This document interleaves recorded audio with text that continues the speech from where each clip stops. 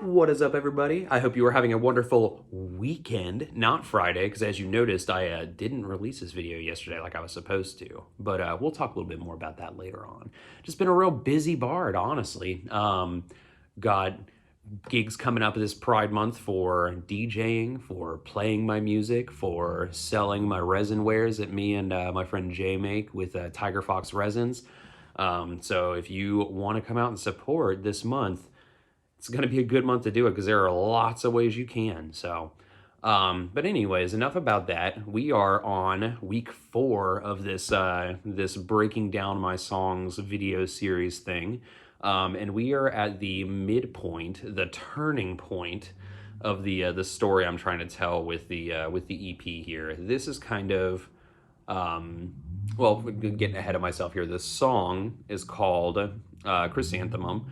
Uh, Again, very intentional with my stuff. So Chrysanthemum is called that, and the picture that I use with the if you bought a physical copy, you'll see this on the page. Are purple chrysanthemums, and if you go by like old school Victorian flower language, which I find a little corny, but also kind of like I don't know. I think old things like that are kind of sweet and sentimental-ish. I don't know. So it's neat and interesting to me. But purple chrysanthemums are supposed to be a wish to be better, a wish to do better, probably meaning physical illness. But for me, the song is kind of like the beginning of actually healing from trauma. You have lamented about what horrible things happened to you. You've moved yourself away from those things. And now it's about healing. And a really tough part about healing is forgiving yourself for being in situations that hurt you, for not figuring it out sooner.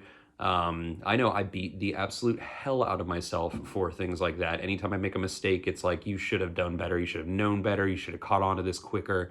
You should have, a million and one things. And bottom line is, you can't really heal if you're abusing yourself like that. Um, I mean, and on a much smaller scale than what the song's talking about. Let's just use an in general daily example. These videos I have been promising to release on Fridays every week. As Friday was approaching, like my wherewithal and ability to be creative and want to share things, and the time that I had was just not there. And I was slacking off, and I was dreading it, and I didn't know what to talk about, or didn't really want to play this song. Like I was like, I'm over hearing my EP now that it's been out for a month. Is where my brain was at, and I was like, and everybody I know must be sick of hearing me and sick of watching. You know what I mean? And that's where it starts. Do you know what I mean? And honestly, if Brian from before I released this EP, if this had happened to me then, I probably would have done one of two things. One, not posted it, and then probably been discouraged from posting to my YouTube for about a month or two. Or two, force myself to bust out something half-assed, put it out, and then deleted it a day or two later because I was ashamed of it.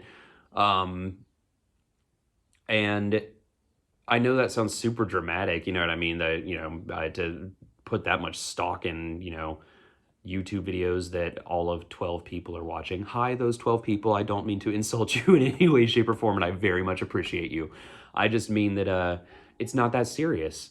And sometimes my brain tells me that it is, and it's because I hold it against myself. I put myself, and I think a large part of the healing that this song talks about is forgiving yourself. Like there's the phrase that repeats over and over and over and over again in the song is, "Oh, my heart."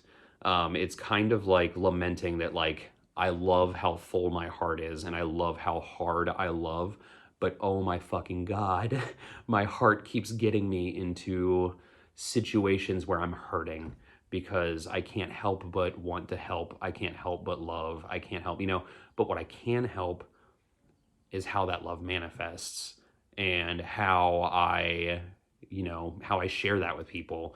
and how much of that I reserve for myself and for my partner and for my family before I share it with everybody else. And that's okay. And that doesn't make me less charitable. It doesn't make me less friendly. Yeah, I don't know. This is, like I said, so sorry about sorry, it's a little heavy, but this song was probably the most heavy for me to like write because it was, I don't know, like clarity. So the basis of that song, that "Oh My Heart," has been in my head for like 2 years, and there's been this riff that I've had, and it goes like this. I'll play it for you.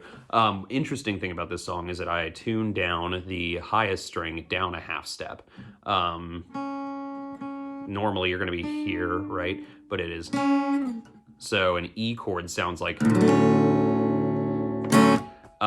It's just a little moody. But the chord progression that I wrote is like very simple without that added note. I think it's a seventh. You can correct me if I'm completely wrong there, music theory friends, because I do all of this junk pretty much completely by ear. All right, I've talked about it enough. Time to go ahead and. Oh, my heart loves with no regard at all for the vessel that is pounding in. My reckless heart, oh, forever jaded me.